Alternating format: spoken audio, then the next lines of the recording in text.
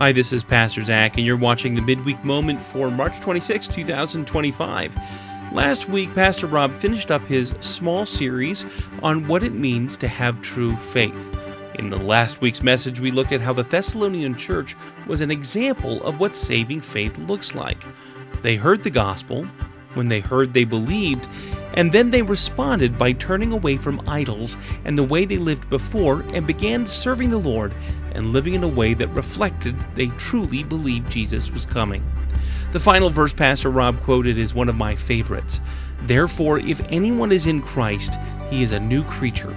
The old has passed away. Behold, new things have come. That's 2 Corinthians 5:17. Summing up our entire series, saving faith is displayed by living in line with that new creation we have become through the transformative power of sanctification as we have been justified through faith alone, by grace alone, through the work of Jesus Christ alone. The follower of Christ truly believes that the gospel, the good news of Jesus, is the most important thing about us, transcending any other part of who we are. We are redeemed and adopted, justified and being sanctified, and we have hope not only for today and tomorrow, but for eternity. Because we believe this is so important, and in obedience to the command from God to go and make disciples, we are joining with churches around the country to share the gospel with our community just before Easter, April 10th through 12th. We have a training this Saturday, and last week on the Midweek Moment, we talked about how to share your 15-second testimony. With permission from I Am Second and No Place Left Ministries, we are pleased to present the second training on how to use 3 circles to share the gospel in just 3 minutes.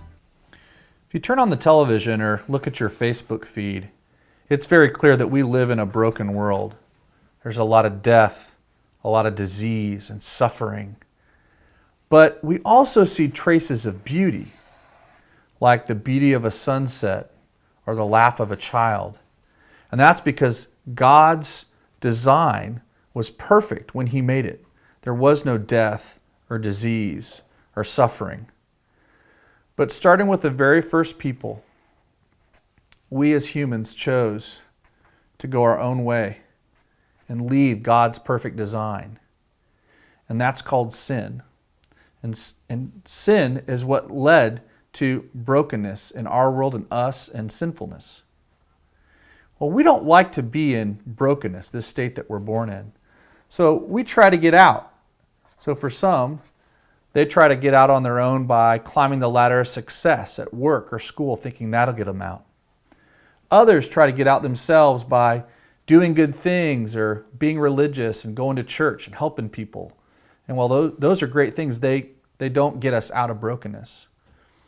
Some try to drown out the brokenness with drugs and alcohol or attempts at suicide or maybe even relationships. And these attempts to get out of brokenness ourselves end up snapping us back in like a bungee cord.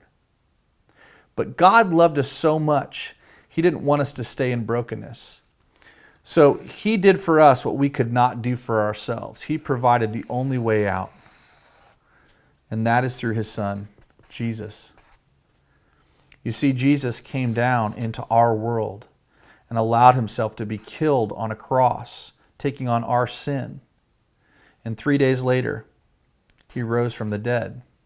And He declared that if anyone would turn from their way and surrender to Him and believe that Jesus came and died on the cross and rose from the dead, and would be willing to make Him their King or their Lord, that they would be forgiven and made new,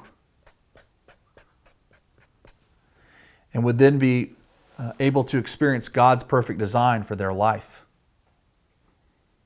Now I want to ask you, which of these 2 would you say you're in? Are you still in brokenness, or have you repented and believed in Jesus and are now back in His design?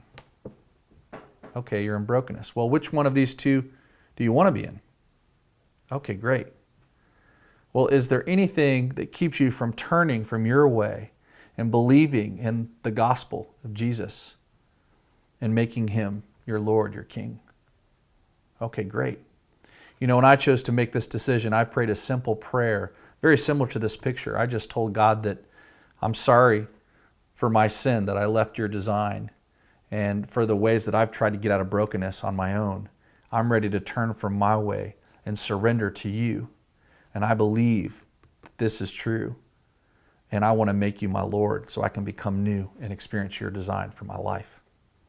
Is that something you'd like to do? And then just pray with them. So this is the Three Circles Gospel presentation. Hopefully you found that helpful. After seeing the Three Circles presented just 2 times, I was able to use it to share the gospel quickly and easily. It's an incredible and yet simple way of quickly sharing both people's need and the answer found only in Jesus. For this week's giveaway, share one of your favorite tools for sharing Jesus with those around you. It's the last week to get your entry in for a copy of The Next Story by author Tim Challies, one of my favorite books on why we need to think theologically about the technology we use. Looking ahead to the coming weeks, don't forget we have 2 women's events coming up in early April. If you are interested in attending either one, don't forget to sign up this Sunday. We do have our push for evangelism just before Easter on April 10th through 12th, and our Holy Week services begin on the very next day. We have a special presentation of Points of View on Thursday, April 17th, and Easter services begin with the return of our pancake breakfast. You won't want to miss any of these events or the opportunities to share them with someone in your circle of influence. That does it for this week's Midweek Moment. Don't forget to like and share if it's been helpful, and we'll see you again next week.